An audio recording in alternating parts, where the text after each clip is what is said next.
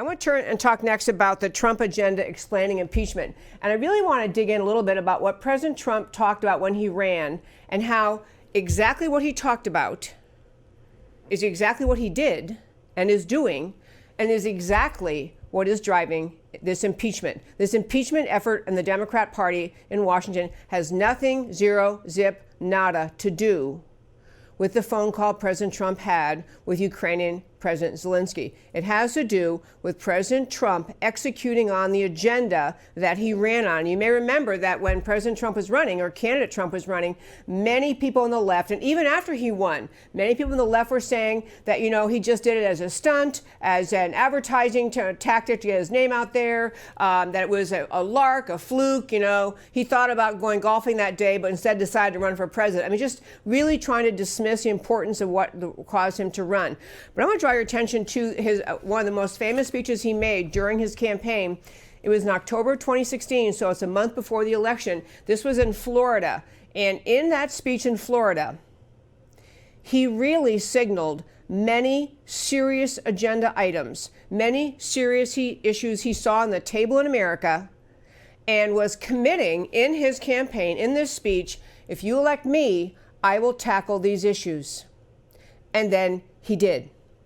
Some of those issues were things like the fact that the people of America, their need and desire for jobs, for self-worth, for a sense of self-reliance, self-sufficiency, had been robbed by the administration's decades of Washington ruling elite, much more happy to make trade deals with other countries or groups of countries that were a benefit to wealthy people, wealthy conglomerates, wealthy corporations, wealthy institutions in this country, that the trade deals did not have at their heart the interests of the American people. So he talked very bluntly in this speech. He talked about the idea that our country is run by people who are wiping out the wealth of our country, that we have a pockets of a handful of large corporations and political entities who really are driving our economic decisions instead of economic decisions being driven by how do we help the people. He talked very openly and astonishingly bluntly and insightfully about the power of the Clintons and the Clinton power machine and the Clinton doing their pay for play stuff. So they ended up with a Clinton Foundation where people who wanted political favors could make a donation, personally enriching Bill and Hillary and their daughter Chelsea, and not accomplishing much of anything except buying political connections. He talked at great length about the ISIS creation caused by Obama policies, Clinton policies, and how ISIS has led to the death of so many innocent people around the world, including American troops. He talked about Obama letting in radical Islamic terrorists to our country by the thousands. They were going to stop doing that. He basically came down in this speech and said, we're going to readjust. We're going to have a policy of America first. What he was getting at, he didn't, in this speech, quote the Constitution or the Declaration of Independence, but he got at the founding idea of America, that our idea, our country's reason for existing, are the ideas set out in the Declaration of Independence and the Constitution, the simple notion that each of us has a right to live in liberty. That we have the right to pursue our dreams. Life, liberty, and the pursuit of happiness are God-given rights. The government exists to protect those rights, not to manage them, orchestrate them, manipulate them, or crush them. And that we have for too long, for decades in our country, allowed the power of the federal government to grow to the point you have massive regulatory burdens on businesses, whether it's large corporations or little mom and pop businesses, small business America trying to make a living for their family. You had regulation after regulation after regulation, crushing the possibility for free Americans to live freely, to function freely, to grow their businesses. So he talked a lot about cutting back on that regulatory burden. And he didn't, at that speech, I don't believe, talk about socialism directly, but the whole growth of the federal bureaucratic state, the federal government just growing in power and scope and influence and never, ever, ever giving the precedence or concern about the idea what they were doing does to the idea of human liberty, of the personal liberty that we are guaranteed in our founding document. So Trump came along, upset the apple cart by winning that election. what he did not just upset the Democrats in Washington or the Democrats in America who thought they were going to have President Clinton. He upset decades long of established ruling elite patterns of governance, patterns of operation, patterns of growing control over the economy. We were headed way down the path of a government-controlled economy instead of a free market-controlled economy. We had decades of, and far worsened under President Obama, abandoning of the problems at the border, failure to enforce border security. We had masses of people very intentionally orchestrated by the American left coming across America's border. Insufficient system to stop them, insufficient system to hold them long enough to go through a hearing to discover if they possibly qualify for our asylum laws, letting them loose into the heartland of America, only to have most of them never ever turn up again for their hearing. This was an intentional invasion of America, permitted, orchestrated, intended by the American left. President Trump called this out in a way, candidate Trump called this out in a way no one had. It was an America-altering speech and an America-altering election. So President Trump comes along. He has upset the apple cart big time in Washington, upset the agenda of the globalists, upset the agenda of the people who thought they're going to orchestrate the whole international community and international economy by the deals they can arm twist America to sign and other big countries to sign. And Trump came back and said, no, America matters. That's the thing. America matters. And so we Americans, said Trump, are going to put our people's interests first. We're going to secure our border. We're going to get out of bad trade deals and make better trade deals. We're going to get out of these crazy treaties that the American left got us into. The Iranian deal, which enabled Iran to develop nuclear weapons using money we handed them. And the climate deal, which was nothing more than a wealth redistribution scheme labeled climate change deal, and that we got the left got away with that too under Obama. And Trump he has stepped up. He has changed, to say the least, changed the patterns of power in Washington. So this is what is driving the American left. And if I had to break it down, I would say three things are driving them. This massive effort to change America. When Trump's trying to change America, he's trying to make America America again.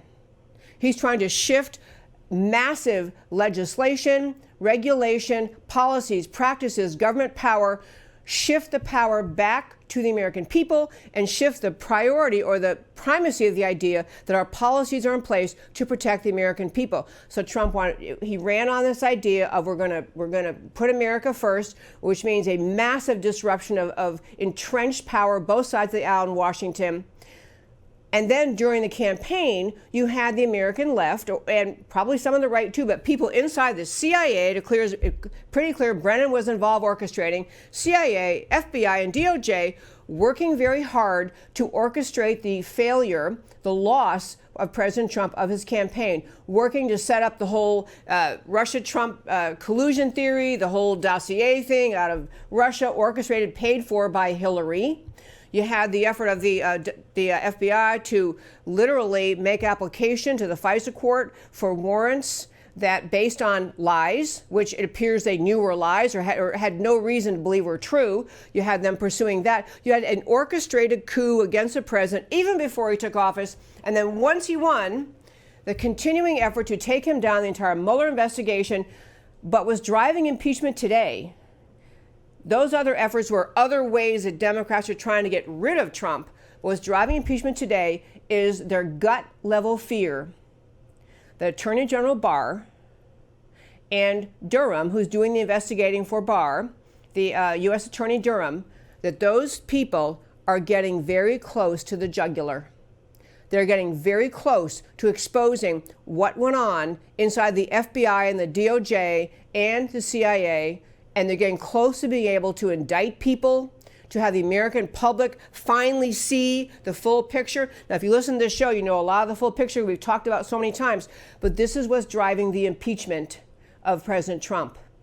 He upset America's established power base in Washington. He's about to, through his Attorney General Barr, expose this entire coup against him. And the third thing is the Democrats stumbled onto the idea that they could turn America against President Trump by their endless efforts to call him racist, to make up racist names and characterize every decision he makes, every policy he issues as racist. The Democrats have been working to turn the American people against President Trump because they've wanted him out since before he even won the election. This Zelensky phone call has nothing to do with their effort. They lucked into the fact that President Trump has a extremely strong personality. He's brave, he's relentless, he speaks up, he doesn't shut down, he doesn't back off, as every Republican I can remember has done in Washington for a long, long time. President Trump stands his ground. This drives the left nuts. The Democrat media mob in Washington are used to running the show. They're used to issuing the final verdict. They're used to setting the narrative, telling America, this is what you must believe, this is what you can't believe. And President Trump is not backing down, and he's using the tools he has available to him, which include, of course, his Twitter account, to keep America informed about things that they otherwise would not even know or understand. Now, I'll tell you, on the specific impeachment, issue of the day, they're on to this whole issue of the Ukraine and Zelensky and Trump. I've been over it several times in the show before, but in short, if President Trump asks the Ukraine to reopen an investigation they closed because Joe Biden, as sitting vice president at the time, arm twisted the Ukrainian government, threatened to withhold $1 billion in U.S. aid unless that government would fire a prosecutor looking into Biden's son. That is what actually happened. So when Trump goes to Ukraine saying, hey, why don't you investigate this again? He has done nothing more than say, you ought to be investigating this thing. You got, the previous administration arm twisted you and threatened you, but I think you ought to feel free to investigate it. A couple quick developments on that just to understand. The former Ukraine envoy, Kurt Volker, was supposedly going to be the big savior to the Democrats. He was going to play out to Congress in his testimony, say, hey, yes, it was terrible.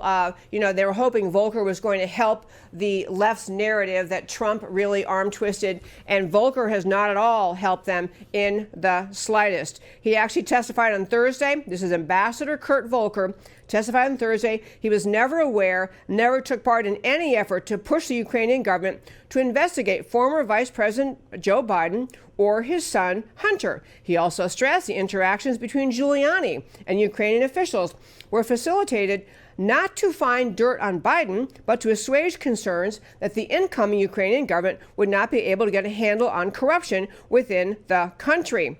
He went on. Volker, his testimony was just complete disaster for the Democrats. He didn't help the Democrats at all. And this effort to get Trump out now, their latest effort to say, well, now this is following on the heels of the Democrats trying to raise the emoluments clause and then trying to raise the Electoral College and Stormy Daniels and the Rush-Trump collusion, the Mueller report. This is the left saying we are desperate to get this guy out of office. And the Ukrainian government, by the way, Ukrainian government has even come out saying, you know what? Now that we think about it, we are going to look into this investigation of Biden's son's company. We only shut it down because we got arm twisted by the American government to do that. So Ukrainians want to look into this scandal that forced their government, in order to keep access to $1 billion in U.S. aid, to fire a prosecutor who they didn't want to fire.